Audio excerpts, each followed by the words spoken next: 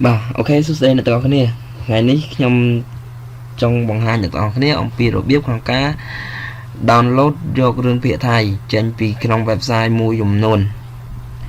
đòi mình bạch ra nơi cam thi dùng núi nên lỡ tu rồi sạp đây pro smartphone tê bà bạn chẳng công oi khát về review tao gặp bật tư nơi video môn nhằm ban bằng hai nhà tụi này rồi một đo mà hỏi ông pi cá download video trên website bà có vấn tái nơi video muốn nhằm mình ban do ekranរបស់ទូរស័ព្ទ smartphone របស់ប្រើទេគឺខ្ញុំប្រើនៅលើ ekran computer ដោយប្រើប្រាស់កម្មវិធី BlueStack ដែលកម្មវិធី BlueStack ក៏អនុញ្ញាតឲ្យនៅប្រព័ន្ធទូរស័ព្ទដៃ Android ដំឡើងនៅក្នុងនៅលើ ekran computer ដូចជាដំឡើងនៅលើ machine computer ដើម្បីបើកប្រើប្រាស់នៅកម្មវិធី Android ដោយសារមានបងប្អូនមួយចំនួនគាត់ត្រូវការលេងgame ល្បីៗ game ដែលមាន graphic ធំហើយទូរស័ព្ទដៃរបស់គាត់មិនអាចរត់រួចបាទអញ្ចឹងគាត់អាចដំឡើងលេងនៅលើ computer បានប៉ុន្តែថ្ងៃនេះខ្ញុំចង់បង្ហាញអ្នកទាំងអស់គ្នាតាក់ទងទៅលើទូរស័ព្ទ smartphone វិញបាទអញ្ចឹងកុំឲ្យចំណាយពេល review អ្នកទាំងអស់គ្នាចូលទៅកាន់កម្មវិធីបើកអ៊ីនធឺណិតមួយណាក៏បានដែរបាទជ្រុំក៏បាន Firefox ក៏បានឬក៏គេដាក់ថា browser ក៏បានដែរនៅលើទូរស័ព្ទដៃរបស់អ្នកទាំងអស់គ្នាបាទអញ្ចឹងខ្ញុំសូមបើកចូលទៅបើកកម្មវិធីបើកអ៊ីនធឺណិតជ្រុំបាទបន្ទាប់មកអ្នកទាំងអស់គ្នាត្រូវតែវាយនៅ address របស់ website ណាមួយដែលអ្នកទាំងអស់គ្នាគិតថាអាចនឹងផ្ទុករឿងភាគថៃចំណែកខ្ញុំសូមវាយទៅលើ address មួយដែលជា address របស់ account បាទគេដាក់ថា account អញ្ចឹងបាទក៏ប៉ុន្តែខ្ញុំសូមវាយដូចទៅ www.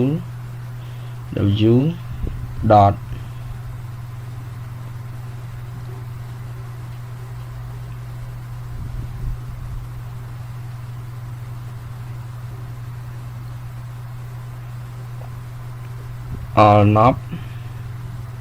បាទ Allnob អូខេសំទោសបាទ allnob.com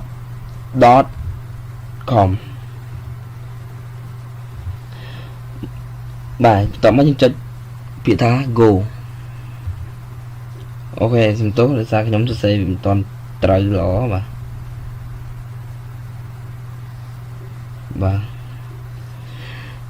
បាទតាមពិតទៅនេះគឺជាឈ្មោះ website បើសិនជាអ្នកទាំងអស់គ្នាចុចទៅឃើញបាទអ្នកទាំងអស់គ្នាចុចទៅលើ website នេះទៅបាទនេះ allnob/khmer movies ចុចនឹងបានន័យថានៅក្នុងនេះមានរឿងខ្មែរមានជាភាពយន្តមានជាកំ pl ាយមានជារឿងភាគថ្មីបាទអញ្ចឹងចុចយក go មកបើសិនជាអ្នកទាំងអស់គ្នាមានអ្នកទាំងអស់គ្នាចុចទៅលើពាក្យហ្នឹងមកបាទអញ្ចឹងចុចយក go អូខេនៅពេលនោះវានឹងចាញ់ទម្រង់មួយបែបនេះសម្រាប់នៅលើទូរស័ព្ទដៃ smartphone បាទអញ្ចឹងអ្នកទាំងអស់គ្នាត្រូវថាច់យកកន្លែងនេះកន្លែងសញ្ញាត្រី3ហ្នឹងបាទថាច់មួយមកបន្ទាប់មកអ្នកទាំងអស់គ្នាត្រូវ select យកកន្លែងគេដាក់ថាថៃនេះបាទនេះបាទដាក់ថៃបាទហើយបន្តមកទៀតអ្នកទាំងអស់គ្នាចង់ download នៅរឿងភាគមួយណាឥឡូវឧទាហរណ៍ថាអ្នកទាំងអស់គ្នាចង់ download យកនៅរឿងភាគមួយនេះចិត្តស្នេហ៍បរិសុទ្ធបាទអញ្ចឹងអ្នកទាំងអស់គ្នាគាត់ទៅថាច់លើរូបចិត្តស្នេហ៍បរិសុទ្ធហ្នឹងមកបាទពេលនោះវាកំពុងតែដើរហើយបាទអញ្ចឹងសូមអូទៅលើបន្តិចបាទនេះគឺសម្រាប់អ្នកទាំងអស់គ្នាត្រូវជ្រើសរើសយកភាគបាទនេះបាទហ្នឹងអ្នកទាំងអស់គ្នាគាត់ទៅថាច់យកមកអ្នកទាំងអស់គ្នាជ្រើសរើសភាគណាឥឡូវតើខ្ញុំចង់download យកនៅភាគមួយអញ្ចឹងយើងចុចទៅលើភាគមួយហ្នឹងមកបាទពេលនោះវាលើទៅលើនៅភាគមួយអ្នកទាំងអស់គ្នាចុចទៅលើនេះសញ្ញាព្រួញបាញ់ទៅលើកន្លែងប្រអប់4ជើងហ្នឹងបាទថាច់លើនឹងមួយមក ពេលនោះវានឹងបង្កើតជាtab ថ្មីឲ្យយើងបាទកើតជា tab ថ្មីអ្នកទាំងអស់គ្នាឃើញហើយបាទនេះគឺរូបសញ្ញា download បាទអ្នកទាំងអស់ថាច់លើរូបសញ្ញា download មកបាទនៅពេលនេះកន្លែងនេះហើយបាទសូមព្រាធំតិចអូខេចាំមកខមបន្តិចបាទនេះកន្លែងនេះវាដាក់ថា Google driver can be file download video បាទអញ្ចឹងកន្លែងនេះយើងមិនបាច់មើលអីរញ៉េរញ៉ៃច្រើនពេកទេយើងថាច់យកទៅកន្លែងពាក្យថានេះប៊ីតុងពណ៌ខៀវនេះគេដាក់ថា download anyway បាទអញ្ចឹងយើងត្រូវការថាច់ download វាមក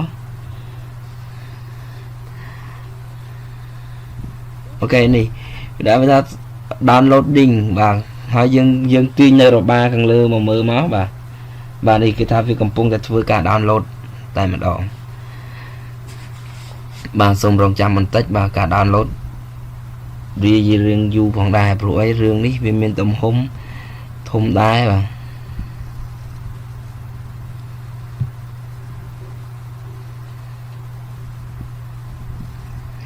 បាទសូមបញ្ជាក់ផងដែរក្នុងការ download ឬវាដើរលឿនឬក៏យឺតវាអាស្រ័យទៅលើសេវាអ៊ីនធឺណិតរបស់យើងដែរបើមិនជាសេវាអ៊ីនធឺណិតរបស់យើងលឿនវាដើររៀងលឿនដែរទៅប៉ុន្តែបើសេវាអ៊ីនធឺណិតរបស់យើងខ្សោយវាក៏ខ្សោយទៅតាមសេវាអ៊ីនធឺណិតរបស់យើងដែរវាក៏ដើរ slow តាមសេវាអ៊ីនធឺណិតរបស់យើងដែរបាទសូមរងចាំបន្តិចទៀត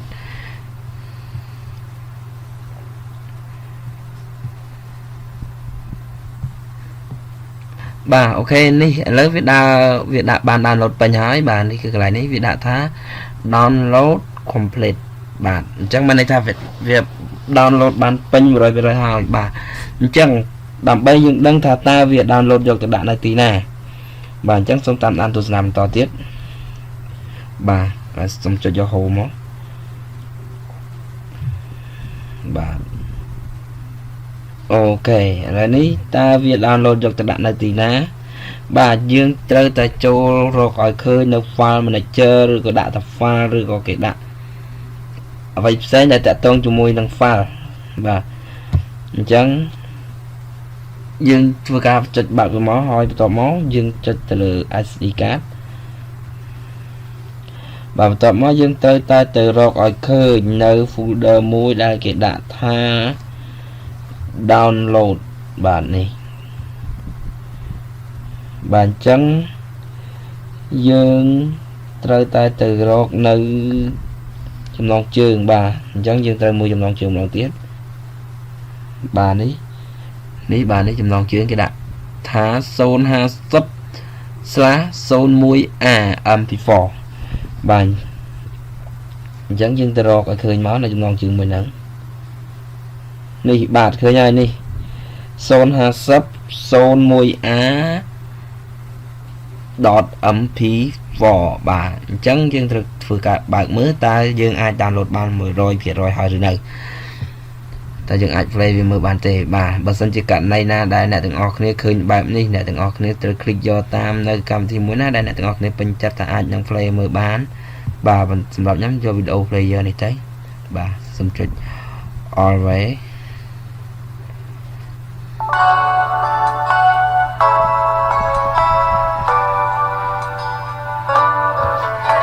សូមជូនរឿងចិត្តស្នេហ៍បរិសុទ្ធបាទខ្ញុំសូមធ្វើការសារមកមុខតិចណាអញ្ចឹងនាំមិត្តទៅញ៉ាំកាហ្វេបន្តិចទៅណាបាទនេះគឺចំនួនផងវាអូខេគឺ36នាទីបាទអញ្ចឹងយើងមើលតើយើងអាចបានលើបានពេញ 100% ហើយយើងត្រូវចុចឲ្យឆាប់អស់មកបាទកូនស្រីម្នាក់នេះអូខេឥឡូវយើងអាច download បានពេញ 100% ហើយបាទអញ្ចឹងថ្ងៃនេះផងដែរខ្ញុំចង់នាំអ្នកទាំងអស់គ្នាទៅ download វីដេអូពី Facebook បាទពីវីដេអូមុនខ្ញុំបានបង្រៀនអ្នកទាំងអស់គ្នាឲ្យ download video ពី Facebook ដោយមានកម្មវិធីជំនួយបាទដោយមានកម្មវិធីជំនួយគឺកម្មវិធីមួយនេះបាទ download video នេះបាទគឺកម្មវិធីមួយនេះ download video USB master បាទប៉ុន្តែនៅថ្ងៃនេះខ្ញុំចង់បង្ហាញអ្នកទាំងអស់គ្នាអំពីរបៀបក្នុងការ download video ពី Facebook ដោយមិនចាំបាច់ប្រើប្រាស់នៅកម្មវិធីជំនួយនេះទេបាទគឺយើងមានវិធីសាស្ត្រថ្មីសម្រាប់ធ្វើការ download អូខេអញ្ចឹងអ្នកទាំងអស់គ្នាចូលទៅកាន់ Facebook ទាំងអស់គ្នាមកតើវីដេអូដែលអ្នកទាំងអស់គ្នាចង់ download នោះគឺជាវីដេអូមួយណាអូខេចាំបន្តិចព្រោះអីរៀងយូរបន្តិចដែរ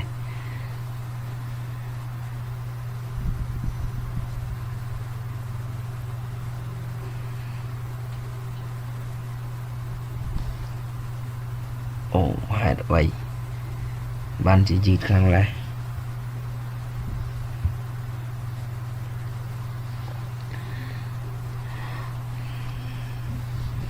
អូខេឥឡូវនេះយើងចូលទៅរកវីដេអូមួយ download បាទឥឡូវឧទាហរណ៍ថាខ្ញុំចង់ download នៅវីដេអូមួយនេះបាទនេះវីដេអូមួយនេះបាទវីដេអូមួយនេះគឺជាវីដេអូរបស់ខ្ញុំ save ឲ្យដែរហើយបាទខ្ញុំជាអ្នកអូខេអញ្ចឹងបើសិនជាអ្នកទាំងអស់គ្នាចង់ download អ្នកទាំងអស់គ្នាសូមចុចនៅកន្លែងនេះបាទសម្រាប់ទៀតនេះយើងចង់ download នៅវីដេអូមួយនេះយើងគ្រាន់តែ touch លើវាដើម្បីឲ្យវា play មកបាទធ្វើការ touch លើវាមកហើយហើយបានខ្ញុំ touch អត់បាន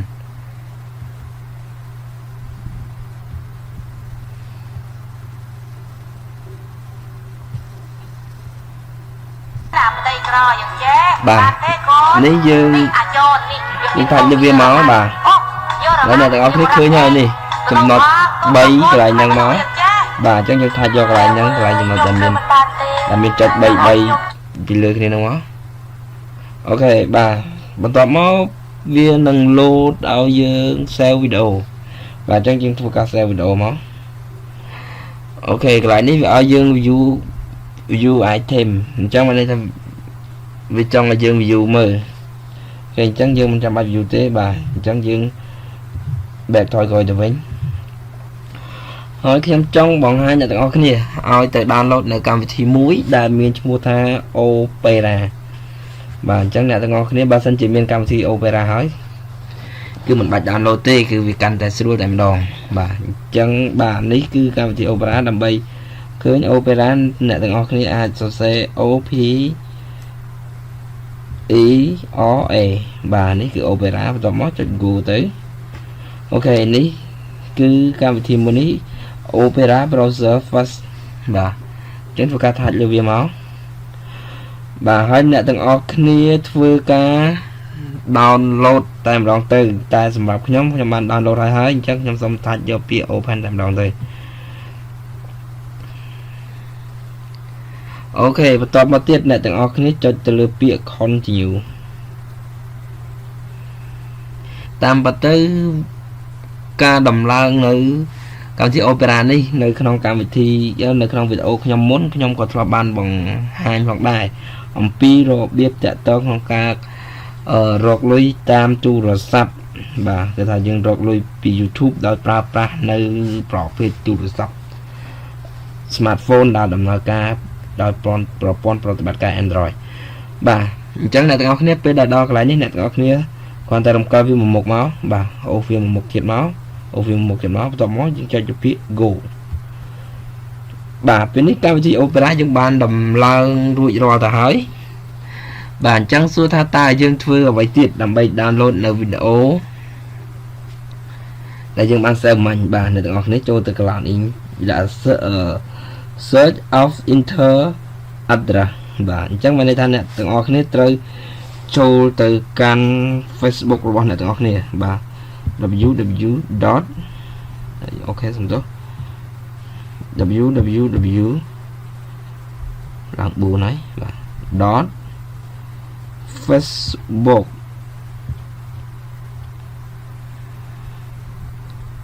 អូខេសំទោស bok.com com បាទយកពាក្យ Go មកបាទមកដល់កន្លែងនេះគឺវាឲ្យយើងបំពេញនៅ email ឬក៏លេខទូរស័ព្ទហើយនឹង password របស់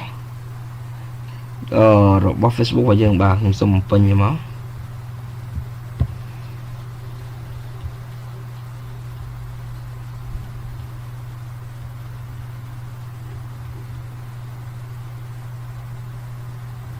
បាទបន្តមកទៀតយើងធ្វើការ copy មកដោយសារ password ហើយនឹង email របស់ខ្ញុំគឺខ្ញុំដាក់តែមួយទេអូខេខ្ញុំធ្វើការ copy វាអញ្ចឹងខ្ញុំធ្វើការ login វាចូលអូខេពេលនេះវាកំពុងតែដើរហើយបាទដោយសារខ្ញុំបានដាក់នៅប្រព័ន្ធការពារទៅលើ account Facebook របស់ខ្ញុំចឹងហើយវាទាមទារនៅលេខកូដបាទអញ្ចឹងខ្ញុំសូមចូលទៅមើលលេខកូដរបស់ខ្ញុំអូខេដោយសារខ្ញុំបានដាក់នៅលេខទូរស័ព្ទមួយនេះអញ្ចឹងខ្ញុំមិនចាំបាច់ទៅយកលេខកូដទេខ្ញុំគ្រាន់តែចុចពាក្យថា yes មកបាទនេះកន្លែងនេះចុចយកពាក្យថា yes មកបាទពេលនោះវានឹង login ទៅដោយ automatic តែម្ដងអូខេតោះមកយើងចុចយកពាក្យ OK មកដល់កន្លែងនេះ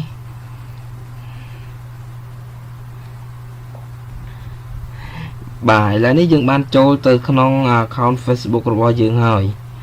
បាទអញ្ចឹងសួរថាតើវីដេអូរបស់យើងសែវមិញហ្នឹងវាទៅនៅកន្លែងណាបាទនេះអ្នកទាំងអស់គ្នាមើលនៅកន្លែងនេះវាដាក់ឆ្នោត3លើគ្នានេះបាទយើងថាច់ទៅកន្លែងហ្នឹងមកបាទបន្ទាប់មកអ្នកទាំងអស់គ្នាត្រូវទៅរកពាក្យថា save with បាទដាក់ថា save with តែអញ្ចឹងនេះអ្នកទាំងអស់គ្នាត្រូវតែរកឲ្យឃើញនេះបាទ save with អញ្ចឹងយើងថាច់លើហ្នឹងមក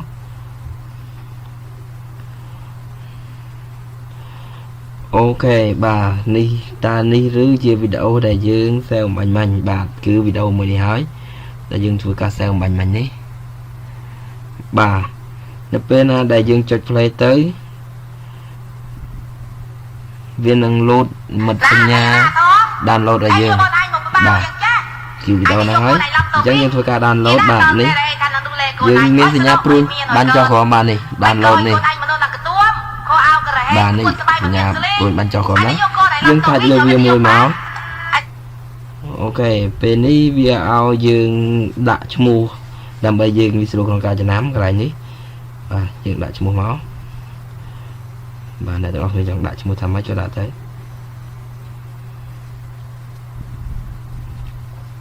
អូខេលុប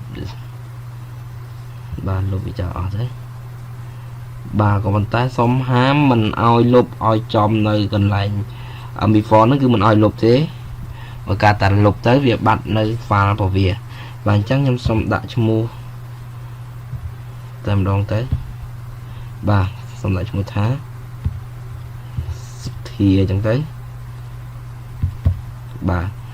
អញ្ចឹងបន្ទាប់មកយើងធ្វើការ save អូខេវាដាក់ថា starting download ពេលនេះវាកំពុងតែ download វីដេអូហ្នឹងឲ្យយើងហើយបាទចិត្តបាញ់ដែរទំហំរបស់វា 9.5 មេបាទ 9 មេកន្លះពេលនេះវាឡាទើបតែបាន 4 មេទេម្ដងចាំបន្តិចទៀត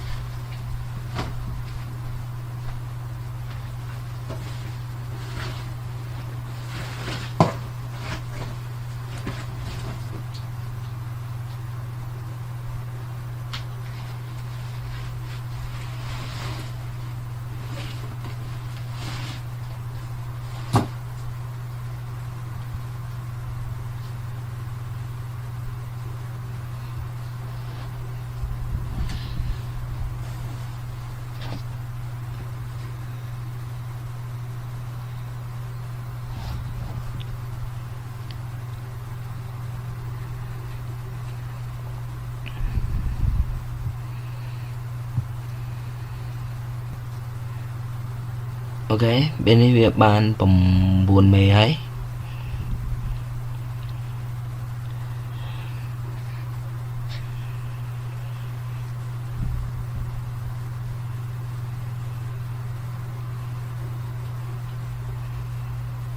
ok bạn này cứ đã thả download complete đây bạn chẳng chẳng click view về máu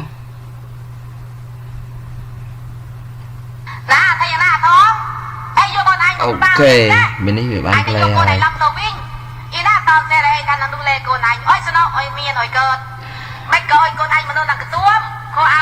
bà mình chẳng bạn này thay dựng download bạn ở hỏi bà xong ở cuốn sắp ca tạm đàn tu sna video mới này xong chui subscribe ដើម្បី ទទួលបាននៅ video ថ្មីៗជាបន្តទៀត